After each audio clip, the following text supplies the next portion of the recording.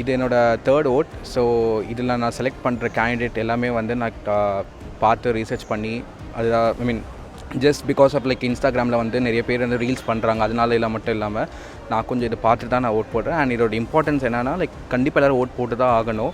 So இது நம்ம ஜனநாயக உரிமை. இது ஆக்சுவலி இதுக்கு முன்னாடி வந்து எனக்கு இதை பற்றி எந்த ஐடியாவும் கிடையாது. ஸோ ஆனால் பட் இந்த ஜென்ரேஷனில் இப்போ பார்த்தீங்கன்னா இன்ஸ்டாவில் வந்து உங்களுக்கு எல்லாமே உங்களுக்கு வந்துடுது. எந்த கேண்டிடேட் எங்கே நிற்கிறாங்கன்ற வரைக்கும் லைக் உங்களுக்கு நேம் டீட்டெயில்ஸ் வரைக்கும் வந்துடுது. அப்படி பார்க்கும்போது எனக்கு வந்து எது லைக் போட்டால் கரெக்டாக இருக்குன்னு தோணுதோ அதை நான் பார்த்துட்டு தான் இப்போ நான் போட்டுக்கிறேன். அதாவது வந்து ஓட்டு போடுறது என்னோடய கடமை, அதுக்காக வந்திருக்கோம்.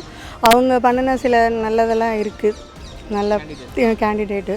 அதனால் நாங்கள் வந்து ஃபேமிலியோடு வந்து ஓட்டு போட வந்திருக்கோம். ஒரு தடவை கூட விடாமல் ஓட்டு போட்டிருக்கீங்களா? நான் வழக்கமாக எல்லாத்துக்கும் வருவோம், எல்லாத்துக்கும் போட்டு போவோம். இந்த வாட்டி வந்து இவ்வளோ வெயிலில் வந்தோம். ஆனால் மாணவர்கள் ஆளே காணணும், ஜனங்களே இல்லை, இளைஞருங்க காணோம்.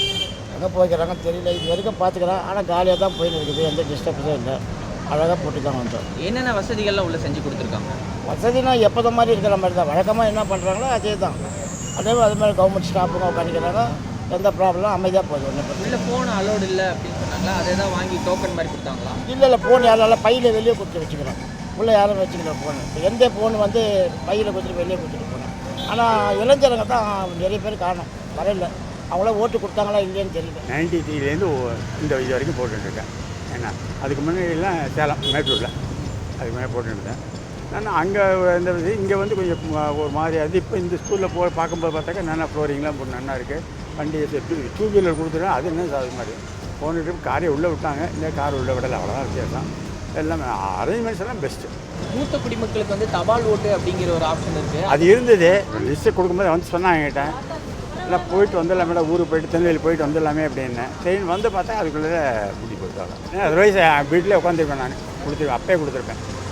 அது இல்லாமல் போயிடுது, அவ்வளோதான். மூத்த குடிமக்கள் நிறைய பேர் ஓட்டு போடுறத நம்ம பூத்தில் பார்க்க முடியுது. ஆனால் இளைஞர்கள் அதிக அளவில் இல்லாமல் அங்கங்கே அப்பப்போ திடீர்னு ஏதோ ஒரு 2-3 பேர். அது அவாவோட இஷ்டத்தை பொறுத்திருக்கு, நம்ம ஒன்றும் சொல்ல முடியாது. இளைஞர்கள் வந்து என்ன கேட்டீங்கன்னாக்கா அவங்களுக்கு திடீர்னு அவங்களுடைய மனசு எப்படி இருக்கும், என்ன மாதிரி போகுங்கிறது நமக்கு தெரியாது. அவங்களோட இஷ்டத்துக்கு அவங்க போகிறாங்க வராங்க. ஓட்டு போடுறது எவ்வளோ முக்கியம்? ஓட்டு போடுறது அவங்களுக்கு தெரியணும், நாம் சொல்லி பிரயோஜனம் இல்லை. ஏன்னா இப்போ எல்லாருக்கும் எல்லா விஷயமும் தெரியுது. ஸோ இதுவும் தெரிஞ்சாகணுங்கிற ஒரு கண்டிப்பு, அவ்வளோதான். இது வந்து நாம் சொல்லிக் கொடுத்து தெரிய வேண்டிய விஷயமே இல்லை. பாக்கி எல்லாம் சொல்லிக் கொடுத்தா செய்கிறாங்க, எல்லாம் செய்கிறாங்க. அதே போல் இதுவும் ஒன்று தானாக வரணும், அது அவ்வளோதான்.